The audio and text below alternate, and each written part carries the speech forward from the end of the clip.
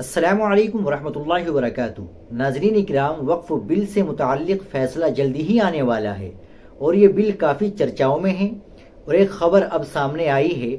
وقف ترمیمی بل پر قائم جوائنٹ پارلیمانی کمیٹی کے چیئرمین جگدمبکا پال نے وقف ترمیمی بل قانون کو غریبوں کے لیے فائدہ مند اور تاریخی قرار دیا۔ انہوں نے ایودھیا میڈیا سے بات کرتے ہوئے کہا کہ وزیر اعظم نریندر مودی نے انہیں ایک بڑی ذمہ داری سونپی ہے اور ان کی کوشش ہے کہ ایسا قانون بنایا جائے جس سے غریب عوام کو وقف کا حقیقی فائدہ حاصل ہو۔ انہوں نے بتایا کہ لکھنؤ میں ہونے والی میٹنگ اس قانون پر مشاورت کے سلسلے کی آخری ملاقات تھی۔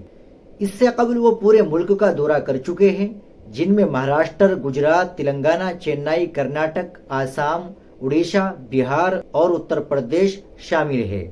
پال نے کہا کہ رپورٹ مکمل ہو چکی ہے اور مختلف ریاستوں کے وقف بورڈ کے اراکین سے تجاویز طلب کی گئی ہے۔